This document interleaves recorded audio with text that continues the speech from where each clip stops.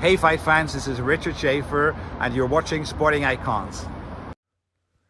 Okay, so at the latest press conference for Errol Spence Jr. and Terence Crawford, I'm really looking forward to their undisputed fight, by the way. Errol Spence Jr., well done to him. Kudos to Errol Spence Jr. for standing up and asking a legitimate question of the sanctioning bodies, i.e. the WBC, the WBA, the WBO and the IBF, which is every time a fighter fights for one of your belts, you get 3%. What are you doing with the money? Is it for the benefit of the fighters? And as fighters, we want to know what it is that you're doing with our money. And Errol Spence Jr. pointed out two big earners, Anthony Joshua and Canelo Alvarez. If they're earning like 50 million a fight, of course, previously when Anthony Joshua was champion, they're giving up a sizable purse to the sanctioning bodies.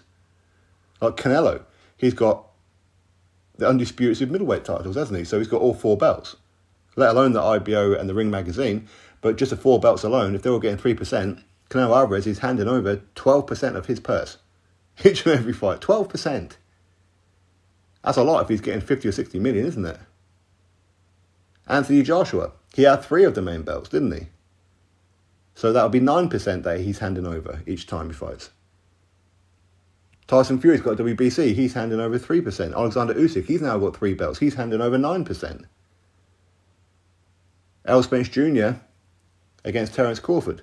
Between them, they're handing over 12% of their purse. So what exactly are you doing with the money? Now, we know what the WBA are doing with their money, coming out with stupid rankings that are favourable to the PBC and Don King. So if you're not a PBC fighter or a Don King fighter, and you've got a WBA belt, why? Because clearly, they don't give a rat's ass about you. Right? So what are you paying 3% for? And again, this isn't just world titles, by the way. This is all their little trinket titles as well.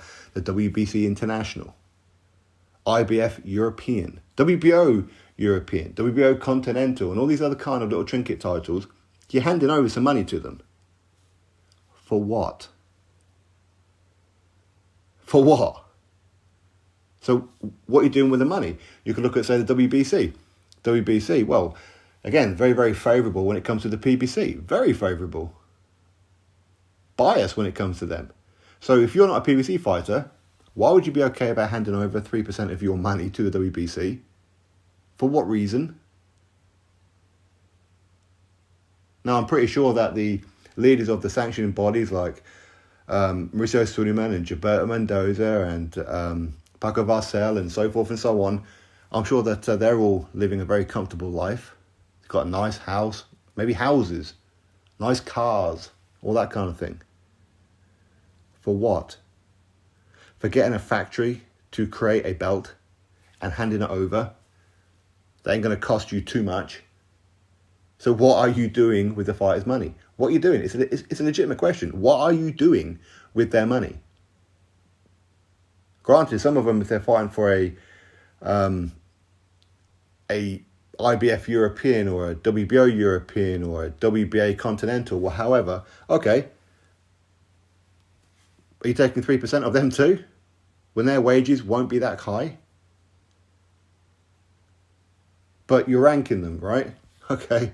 I mean, talk about stealing a living out of boxing. Right?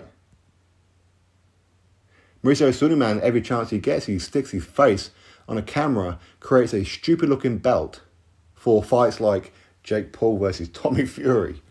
Right? Cinco de Mayo belts. Created a silly-looking Union Jack one for Tyson Fury and Dillian White. I'm sure WBC will create some kind of one for Fury and Usyk if they fight. And Joshua and Wilder. Why? Because they all want a cut. They want a cut of this big money. Honestly, listen, fighters ain't going to listen. Why? Because most fighters are dumbasses, really. Let's be honest with them. They're quite happy to hand over their money just so they can walk around with a title. That's it. Walk around with a title. But you're handing over 3%, especially when you're like a high earner, like a Joshua, Canelo, or Tyson Fury, or whoever, Errol Spence Jr., Terence Crawford. You're handing over how much? How much? Imagine if you're Canelo and you're earning 50 million and you're having to give up 12% of your purse. How much money is he losing? How much money would he save if he just vacated all the belts and went, go on, jog on. I don't want your belts anymore. I want to keep that 12% for myself. Anthony Joshua, when he was champion, rather than give up 9% for the 3 belts, jog on, I'm going to keep that 9%. Imagine how much money Canelo and Joshua have handed out over the years. I bet it's in the millions. Millions. If I'm a fighter, vacate the belts. Don't fight for all of them. Vacate all the belts. Except for the IBF. The IBF, they seem pretty cool. The IBO would be pretty cool if they actually ordered some mandatories and everything. Otherwise, it's pointless. Same with the Ring Magazine. You need to be ordering fights, mandating fights. Because otherwise, what are you getting a cut for? Right?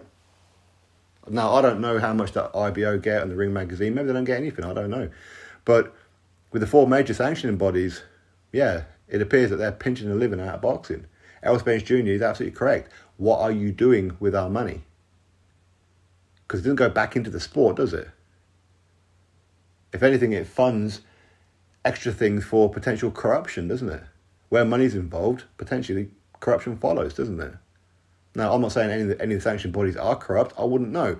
But going by some of the rankings, seem to be, don't they? WBC, very biased when it comes to the PBC. WBA, very, very biased when it comes to the PBC and Don King. WBO, very biased when it comes to Queensberry and Top Rank. The IBF, I mean, who are they biased to?